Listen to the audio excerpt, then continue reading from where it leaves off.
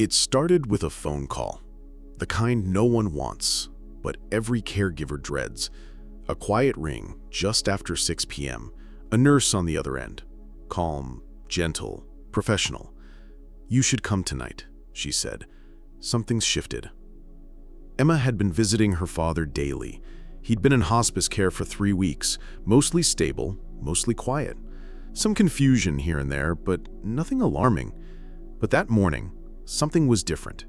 He'd started folding his bedsheet again and again, smoothing the corners like he was preparing a guest room. Then he asked the nurse, "Is Sarah coming?" Sarah, his sister, had passed away in the 1970s, and by afternoon, he stopped speaking entirely. He wouldn't even look at Emma when she arrived, just kept his eyes on the door, not in fear, not in distress, but as if he was waiting, watching. Emma sat beside him, confused. He had seemed fine the day before. He'd even made a joke about the soup being better in jail than in hospice. But now he was silent, distant, unreachable. She didn't know what to think. Maybe it was the meds. Maybe it was exhaustion. Maybe it was nothing. But the nurse's eyes said otherwise. And within 48 hours, Emma's father was gone. Peacefully, without pain, but without warning. At least not the kind most families expect. And it wasn't until weeks later, when Emma spoke with the same hospice nurse again, that she heard something she'd never forget. The nurse said, "Those 3 things, the tidying, the silence, the looking, we see them right before the end, every time. But most people don't realize it until after." That moment stuck with me. So I started asking. I spoke with hospice nurses, palliative care workers, and end-of-life caregivers, and they told me there are signs, quiet ones, subtle ones, behaviors that don't scream but whisper. And when we miss them, when we chalk them up to confusion or quirk or just another moment of decline, we sometimes miss the last chance to gather the people who matter most. This video isn't about fear. It's about presence, about knowing when it's time to pause the rush, make the calls, bring the family in. Not out of panic, but out of peace. Because there are moments when the body begins to slow, but the soul starts to speak. And if we know what to look for, if we truly listen, we might catch those moments before they become memories we wished we'd paid more attention to. Hospice nurses don't guess. They've walked beside thousands of final chapters. They've seen families arrive just in time, and families who didn't make it because they thought they still had one more week, one more day, one more hour. But the body has its own rhythm, the soul, its own language. And many nurses told me that these 3 quiet behaviors are like quiet bells ringing in the background, soft warnings that the end is drawing close. So if your elderly parent or someone you love begins doing one of these things, don't dismiss it. Don't say, "That's strange," and move on. Call the people who matter. Sit. Stay. Hold their hand. Because this might be the moment they're getting ready to say goodbye, in the only way they know how. If someone you love did something strange in their final days, something you didn't understand at the time, but now you can't stop thinking about, type yes in the comments. You're not alone. Thousands of families have walked this same path, blinking through confusion, heartbreak, and silence, only to look back and realize their loved one was already speaking from the edge. In the next few minutes, I'll walk you through the 3 quiet behaviors hospice nurses see again and again and what they might really mean. Because this isn't about watching for death. It's about recognizing the soul's way of saying, "I'm almost home." Number 1, they start tidying or folding things repeatedly. A hospice nurse named Eileen told me about a patient named George. He was 87, soft-spoken, a retired teacher who had spent most of his final weeks resting. But 2 days before he passed, he began folding and unfolding his blanket over and over again. He smoothed the corners, tucked the ends, adjusted the pillow beside him. Everything has to be in place, he whispered as if preparing for something important. His daughter thought it was restlessness, maybe even frustration, but Eileen had seen this before. She said, when they begin tidying like this, they're getting ready. Not their bed, their life. To George, the blanket wasn't just a blanket. It was a symbol, a final act of control, one last gesture of order before stepping into the unknown. It's not about neatness, it's about closure. Tidying becomes ritual, folding becomes farewell. And when we see it, we should pay attention. Number 2, they suddenly stop talking, even to the people they love. There was a woman named Dolores who had always been chatty, even in hospice. She cracked jokes, asked nurses about their families, told her grandkids old stories from the war. But then, one Tuesday afternoon, she simply went quiet. No goodnight, no complaint, no goodbye. Her daughter grew worried, thinking she had done something wrong, but her nurse, Olivia, knew what it meant. When they stopped speaking, she said, it's not rejection, it's transition. As the body weakens, words become heavy, breath takes effort, but it's not just physical. Many patients turn inward, not to push us away, but because their focus shifts. They begin preparing spiritually and emotionally. Silence becomes their way of speaking. And when they stop talking, it may be time to gather close, not to demand words, but to offer presence. Because the silence may be saying what words no longer can. Number 3, they talk to someone you can't see and then pause like they're listening. Nurse Jenna told me about a man named Thomas who had been unconscious for hours. Then suddenly he stirred, opened his eyes, and whispered, "Just a minute, let me say goodbye." No one else was in the room, at least not that anyone could see. Then he turned to his daughter, smiled, and said, "You're going to be all right." He passed that evening. Jenna told me this isn't uncommon. In fact, many patients begin speaking to someone, pausing mid-sentence, nodding as if in conversation. Some mention names long gone. Others just gaze into the corner of the room with a peaceful expression. Families often assume confusion, but nurses say it doesn't feel like delusion. It feels like dialogue. Perhaps with a memory, perhaps with a spirit, perhaps with something beyond. Whatever it is, they're rarely afraid. They don't look distressed. They look accompanied. And when that happens, time may be shorter than we think. We don't miss the signs because we don't care. We miss them because we love too much to believe the end could be near. Because even when we've watched the decline, even when the doctor says the word hospice, there's still a part of us, small but stubborn, that clings to the hope of one more day. So when our loved one folds a blanket over and over, we think they're just fidgeting. When they go quiet, we assume they're tired.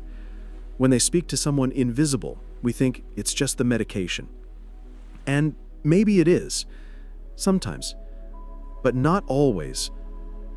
Hospice nurses, the quiet witnesses of thousands of final moments, have learned to listen differently, not with doubt, but with presence, with eyes that notice what most of us miss. One nurse told me, it's not that the families aren't paying attention, it's that they don't want the story to end. So when it starts whispering instead of shouting, they close the book too soon. That sentence hit me hard, because I remember doing the same. My grandmother, days before she passed, started humming a tune I hadn't heard since I was a child. I asked her what it was, and she just smiled, eyes closed. "The lullaby I used to sing to your mom," she said. I thought it was sweet, but I didn't realize she was saying goodbye. She passed that night, still humming. At the time, I didn't connect the dots. I didn't know that music, memories, soft behaviors, they can all be part of a person's quiet exit. And I'm not alone.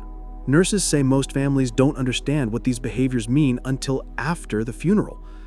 That's when the puzzle pieces come back, the strange request, the repeated gesture, the gaze toward the window. That's when they think, oh, they were trying to tell us. But by then, it's memory, not message. It's reflection, not preparation. That's why these stories matter.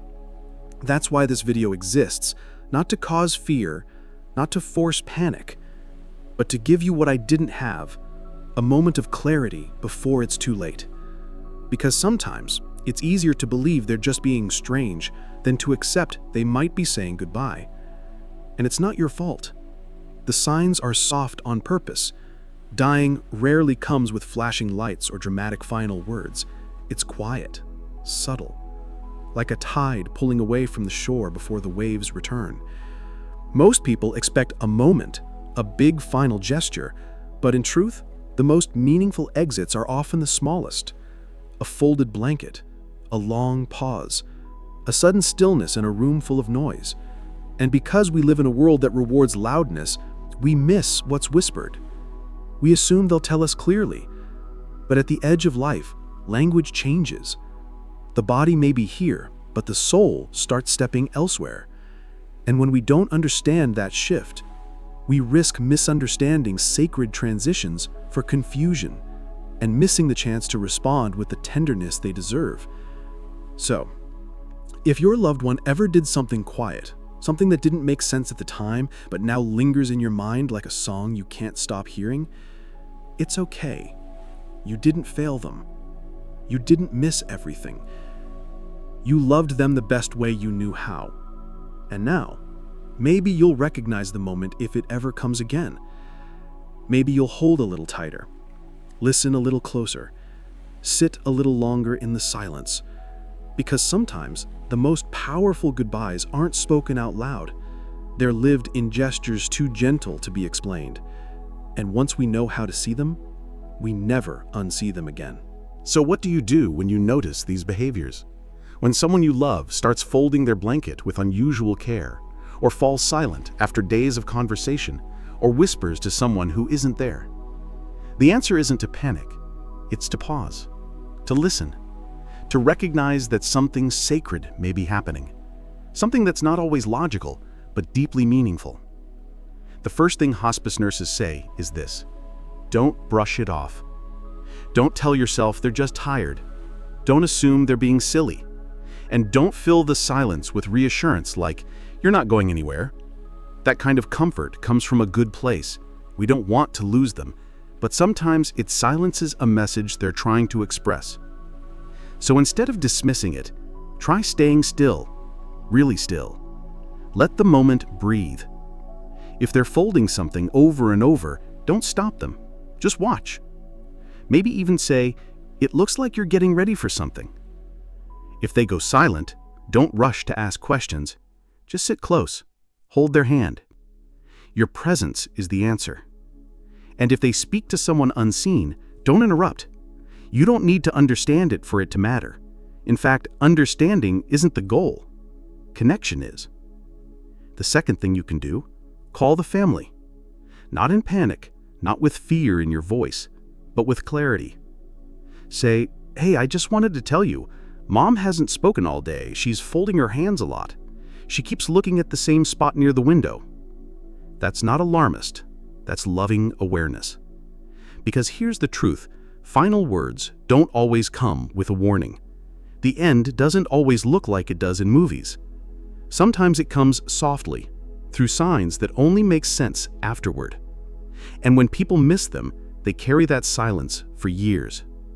But when they make it in time, when they arrive, hold a hand, speak a final I love you, or hear one, it becomes a moment they never forget. That's the gift of noticing, of staying awake to the subtle. The third thing you can do is ask gentle, open questions. Not to interrogate, but to invite them to share what's inside. Hospice nurses often suggest questions like, who are you thinking about today? What would bring you peace right now? Is there something you'd like to say or do? These aren't probing, they're offerings. Chances for your loved one to release something they've been carrying. A memory, a name, a truth, a goodbye. And sometimes all they need is someone safe enough to say it to. And finally, don't underestimate the power of silence. Just being there matters more than anything you'll say. One hospice story I'll never forget involved a woman named Carla, who sat by her father's bedside for hours without speaking. He had fallen silent 2 days before. Occasionally, he moved his fingers or looked toward the window, but he didn't speak. On the last night, Carla reached out, placed his old wedding band in his palm, and whispered, "You didn't forget anything, Dad. We're all here." He squeezed her hand once. Then he was gone. He didn't get a final sentence, but he got a moment. And that moment held more love than any word. That's what being present looks like. It's not dramatic. It's not loud. It's not fixing or saving or changing anything. It's being. Just as they are, just as you are. And that kind of presence, quiet, patient, unconditional, is what most people need at the end.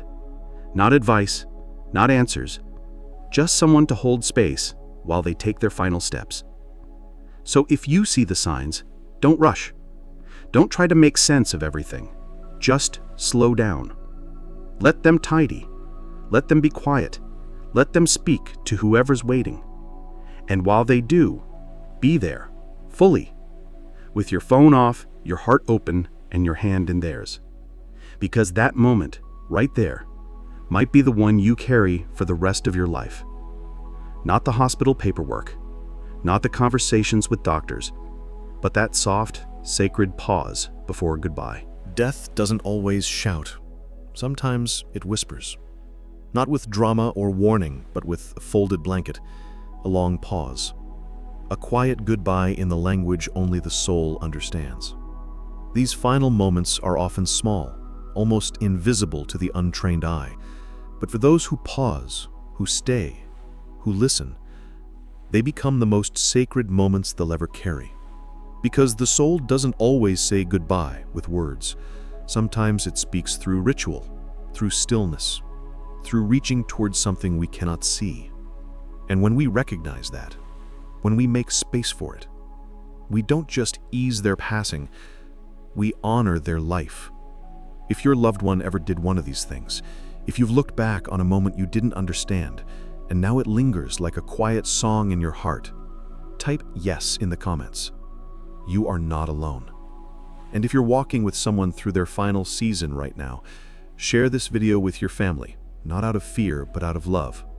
So no one misses the whisper. So no one misses their moment to say goodbye. Because when the soul starts saying farewell, we don't always hear it, but we can choose to listen. And when we do, we give them the only thing they really want at the end: to be seen, to be heard, and to be held. Just one more time.